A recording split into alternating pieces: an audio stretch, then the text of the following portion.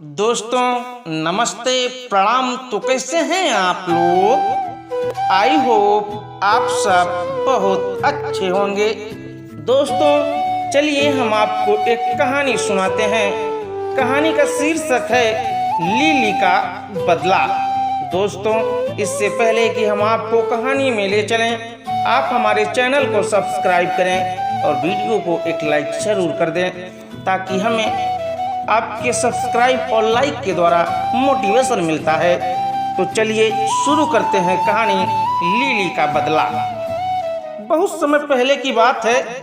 China के किसी गांव में लिली नाम की एक लड़की रहती थी। शादी के बाद वो अपने ससुराल पहुंची।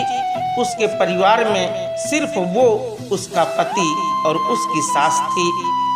कुछ दिनों तक सब ठीक ठाक चला, पर महीना बीतते बीतते लिली और उसकी सास में खटपट होने लगी। दिन बीतते गए, महीने बीतते गए, पर सास बहू के संबंध सुधरने की बजाय और भी बिगड़ने लगे। और एक दिन जब नौबत मारपीट तक पहुंच गई तो लिली गुस्से में अपने मायके चली गई। उसने निश्चय किया कि वो किसी भी तरह अपने सास से बदला लेकर रहेगी। और इस विचार के साथ वो गांव के एक वैद्य के पास पहुंची। वैद्य जी, मैं अपनी सास से बहुत परेशान हूँ। मेरा किया कुछ भी उसे अच्छा नहीं लगता। हर काम में कमी निकालती है और ताना मारना उसका स्वभाव है। मुझे किसी भी तरह उससे छुटकारा दिला दीजिए बस। लिली ने क्रोध में अपनी बात वैद्य जी से कही। वैद्य जी बोले, बेटी, चूंकि तुम्हारे पिताजी मेरे अच्छे मित्र हैं, इसलिए मैं तुम्हारी मदद जरूर करूंगा, पर तुम्हें एक बात का ध्यान रखना होगा।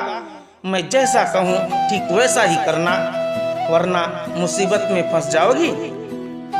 लिली बोली, जी मैं बिल्कुल वैसा ही करूंगी जैसा आप कहेंगे। वैद्य जी अंदर गए और कुछ देर बाद जड़ी बूटियों का एक डिब्बा लेकर वापस आए और लिली को थमाते हुए बोले, लिली, तुम अपनी सास को मारने के लिए किसी तेज जहर का प्रयोग नहीं कर सकती, क्योंकि उससे तुम पकड़ी जाओगी।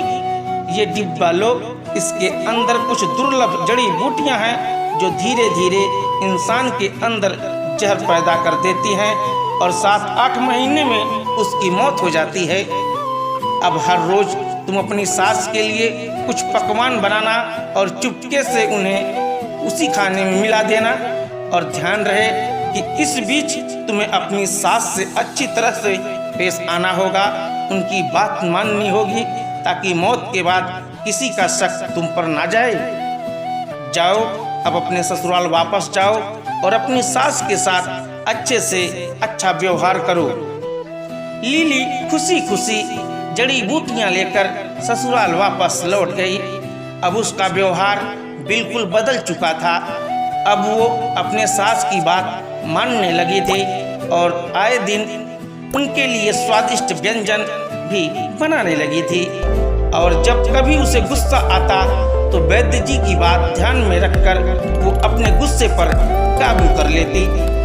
6 महीने बीतते बीतते घर का माहौल बिल्कुल बदल चुका था। जो सास पहले बहू की बुराई करते नहीं थकती थी, वही अब घर घर घूम घूम कर लिली की तारीफ करते नहीं थकती। लिली भी अभिनय करते करते अब सचमुच बदल चुकी थी। उसे अपनी सास में अपनी माँ नजर आने लगी। लिली को अब अपनी सास की मौत का भय सताने लगा और एक दिन वो किसी बहाने से मायके निकली और सीधे वैद्य जी के पास पहुंची। वैद्य जी, कृपया मेरी मदद करिए। मैं अब अपनी सास को नहीं मारना चाहती। वो तो एकदम बदल गई हैं और मुझे बहुत प्यार करने लगी हैं।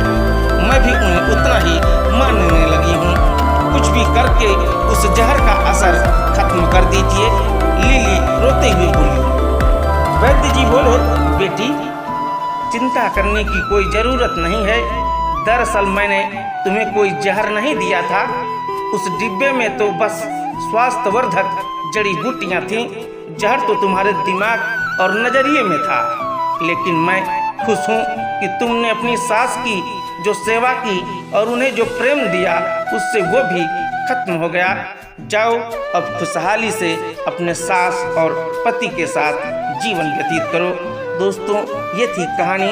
अगर कहानी आपको अच्छी लगी हो तो इस कहानी को अपने दोस्तों के बीच शेयर अवश्य करें। मिलते हैं कल एक नई कहानी के साथ। तब तक के लिए जय हिंद, जय भारत, वंदे मातरम।